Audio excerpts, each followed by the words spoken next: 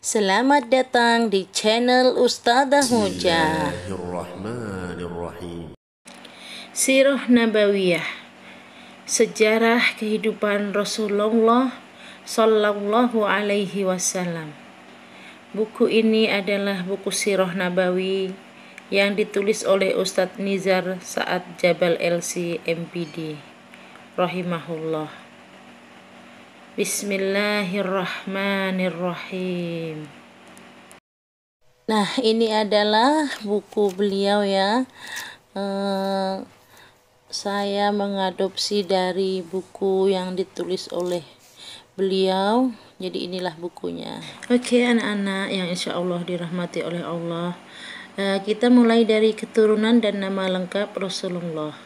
Jadi nama lengkap Rasulullah itu adalah Muhammad bin Abdullah bin Abdul Muttalib bin Hashim bin Abdul Manaf.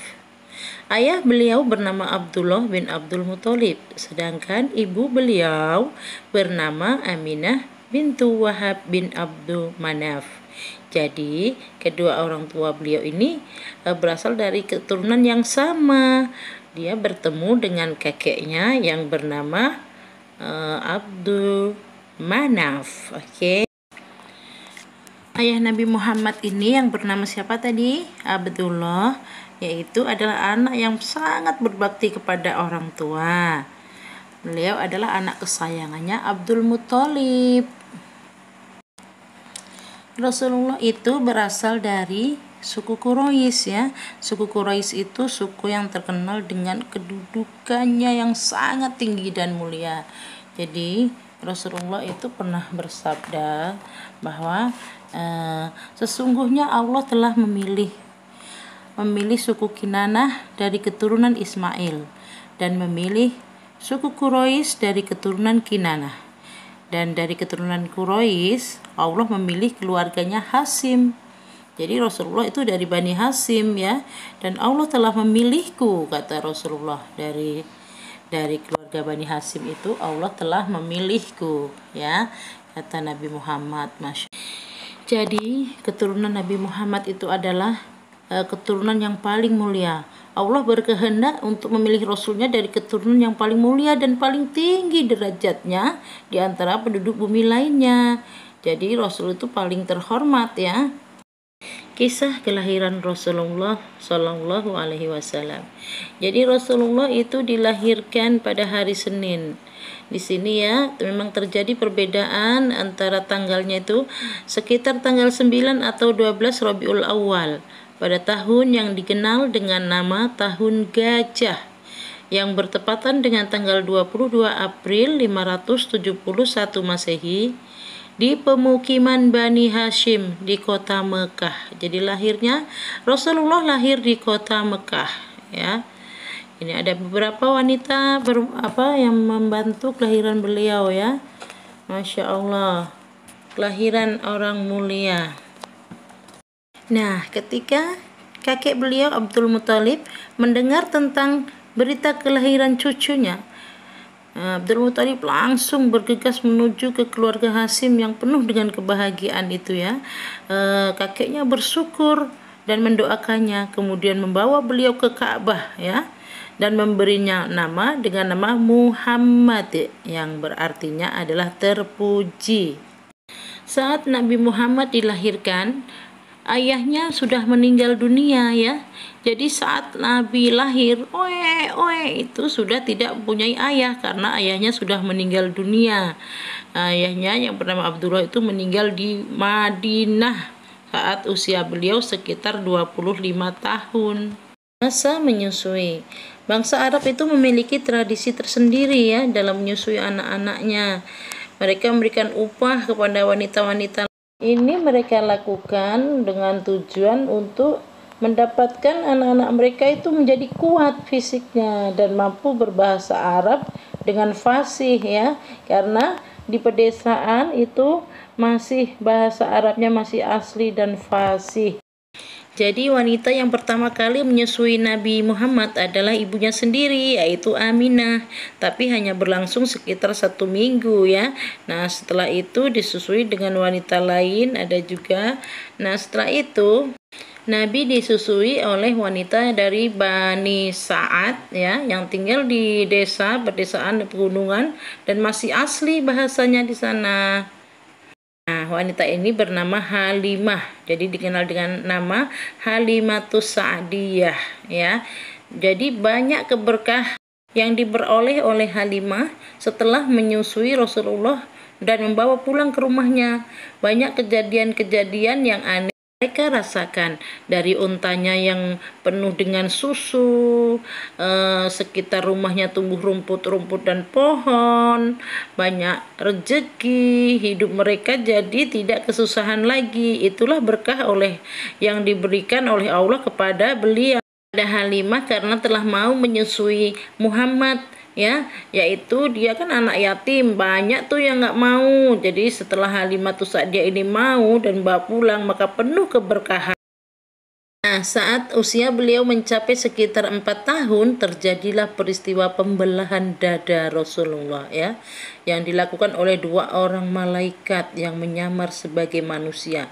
Dada Nabi saat itu langsung dibelah dan kemudian diambil hatinya dan dicuci menggunakan air yang bersih ya, dengan bejana emas. Nah, ini terjadi saat mereka sedang berada di kebun ya. Saat itu tidak ada orang. Nah, datanglah 2 malaikat itu dan membersihkan dada Nabi supaya dada Nabi itu bersih dari bagian-bagian syaiton ya. Jadi dadanya dicuci, dibersihkan. Oleh karena itu Muhammad tidak mempunyai tidak mempunyai hati yang jelek, iri, dengki, karena hati beliau telah dicuci oleh 2 malaikat tadi ya, dengan air salju, dengan air embun, lalu dijahit kembali, dan sebelum dijahit maka diberikan cap kenabian, dikasih stem. Itu setelah selesai semua, maka malaikat itu menjahitnya dan mengembalikan dalam bentuk semula atas kehendak Allah. Itu tidak berbekas dan tidak sakit ya. Nabi Muhammad tidak sakit. Nah, saat itu datang saudaranya dan melihat kejadian itu, makanya saudaranya langsung lapor kepada ibunya yang bernama Halimatus Sa'diyah tadi, dan Halimah pun menjadi ketakutan. Maka Rasul pun pergi, diantar kembali ke rumah ibunya di Mekah. Itu usia beliau sekitar berusia 5 tahun ya. Nah, saat usianya 6 tahun, beliau kan udah tinggal sama ibunya. Ibunya ini kangen dan mengajak Muhammad kecil untuk berziarah ke makam ayahnya.